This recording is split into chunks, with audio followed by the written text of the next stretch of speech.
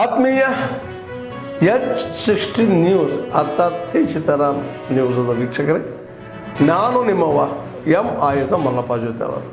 ತಾವು ಈಗ ಸುದ್ದಿಗಳ ಲೋಕಕ್ಕೆ ಎಂಟ್ರಿ ಹೊಡಿತಾ ಇದ್ದೀರಿ.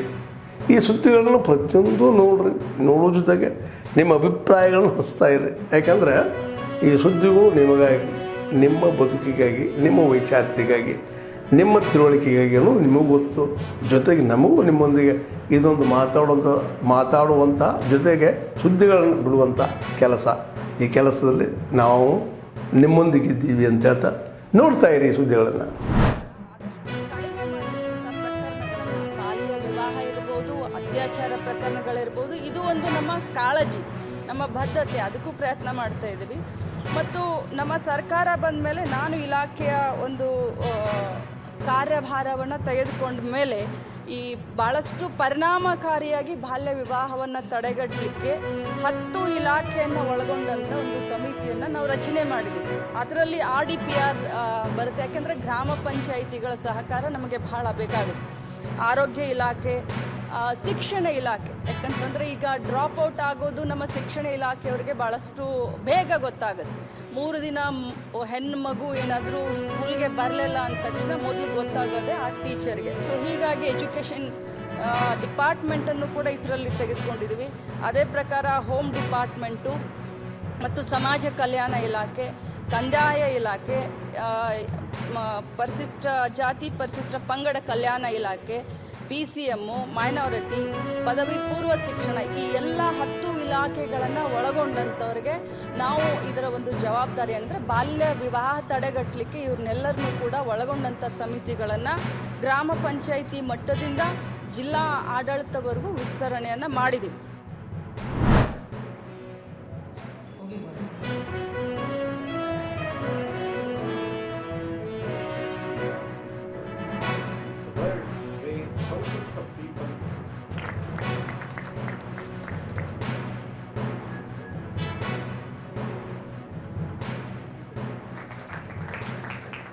ಯಾರು ಉಳಿಸ್ಕೋಬಾರ್ದು. ಯಾಕೆಂದ್ರೆ ಅಷ್ಟೊಂದು ಕಷ್ಟ ಇರ್ತದೆ, ಅಷ್ಟೊಂದು ಕಷ್ಟ ಅಂದ್ರೆ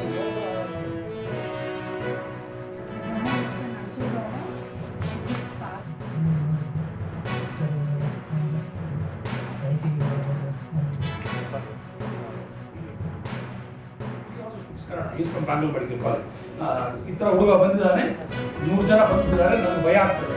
ಈ you tell those people all kidney failures, chronic kidney anemia, I'm sure hemoglobin is low, tell them you need one of them donate 1 bottle of blood, then see what happens. Both the people and surgery after post-operative and another 1 or 2 months the post-operative care. The kidney transplantation was not for the money, it was for the interest, and they wanted to show they are very eminent surgeons, eminent doctors, they can do such kind of wonders.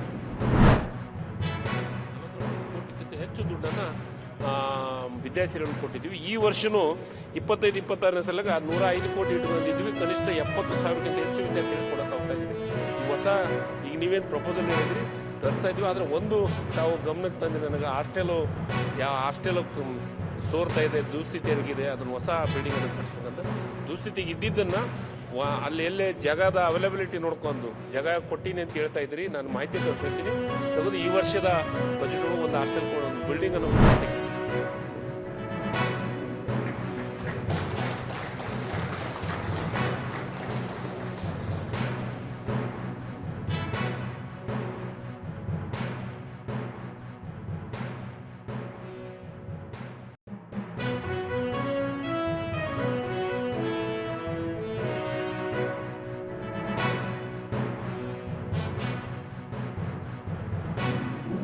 ಹುಣಸೆಹಣ್ಣನ್ನು ಬೆಳೆಯೋದು ಬಹಳ easy. ಹುಣಸೆಹಣ್ಣು ಕೀಳೋರು ಯಾರು, ಬೆಳೆಯೋರು ಯಾರು, ಮಾರೋರು ಯಾರು?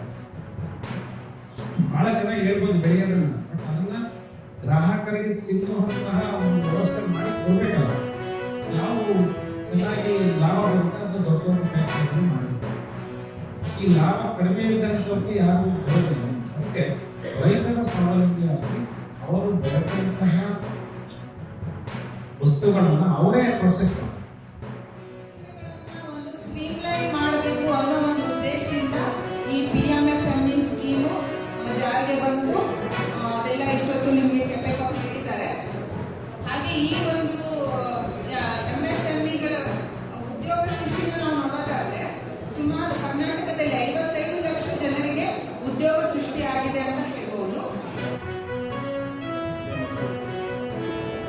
ವಿಜಯನಗರ ಜಿಲ್ಲೆ ಮತ್ತು ಕರ್ನಾಟಕದಾದ್ಯಂತನೂ ಹೋಗ್ತಾ ಇದೆ.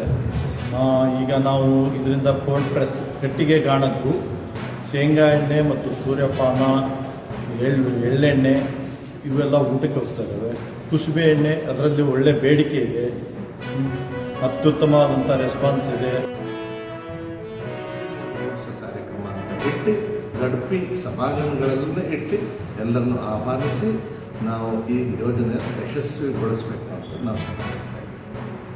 ಎಲ್ಲರನ್ನು ಬಂದು FPOs, farmers producers organisations, SHG, self help groups, ಈ ಥರ ಎಲ್ಲರನ್ನು ಸೇರಿ ಒಂದು 300 ಜನ ಸೇರಿದ್ದೀವಿ.